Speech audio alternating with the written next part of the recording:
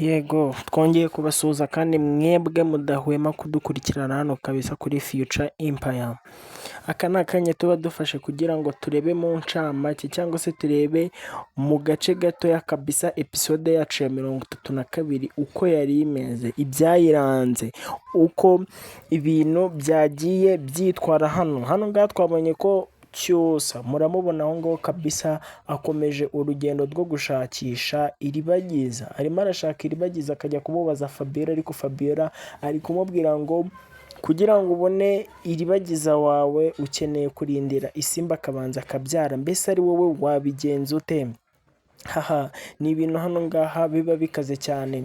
Hano turabibona rero uno muryango Papa Isimbi kabisa hano ngaha yari ari kubazwa na Kanyana umwana we, ari kumbaza ndetse papa njye mfite ikibazo, iribagiza waramubyaye? Ati se kubera iki muba mumufata nkaho atari umwana mwabyaye? Hano ngaha kabisa yamubwije ukuri asa nkaho agizemo ubwoba abaye asa nkaho agizemo ubwoba kabisa, ariko Fabiola yahabaye aramubwira ati ngo reba kari agakobwa kawe kabisa ukuntu gatangiye kujya kitwara kandi wakazanye hano katavuga ibintu byose. Hano Fabiola aba yitambitsemo kabisa, ngaha ni muri Nyiranambara.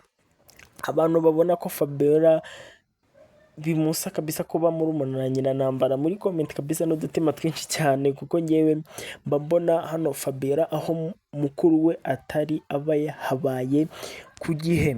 Ariko anga kabisa Papa Isimbi yagomeje abwira Kanyana ko bose abakunda kimwe, ari abakobwa wiwe na ari abakobwa be, nago bivuze ngo akunda Isimbi cyane kurusha iribagiza, niko yari ari kumubwira. Hano papa we yagomeje asobanurira Kanyana ko ari ukugira ngo Cyusa arongore Isimbi, niyo mpamvu bari gukora ibi byose. Kanyana aramubwira ati ngo wapi bimbwira ngo ni ukugira ngo bamurongore, nta mwana uruta undi, kuki uri kumbwira ibyo?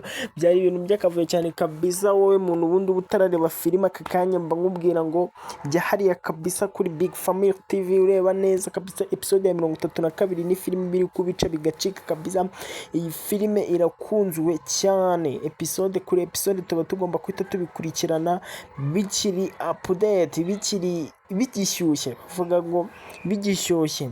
Tudatinze rero bisa narakubwiye ngo ubundi ni ukujya tuza tuvuga uduce tw'ingenzi. Akandi gace kanshimishije, wabonye ko Fabiola noneho yeruriye Rugema, yamuvaniye inzira ku murima. Hano Rugema ari kumubwira ngo reka tuzicara ahantu tuganire ku kibazo cyacu. Fabiola aramubwira ngo mwiyame nunongere no kunkoraho.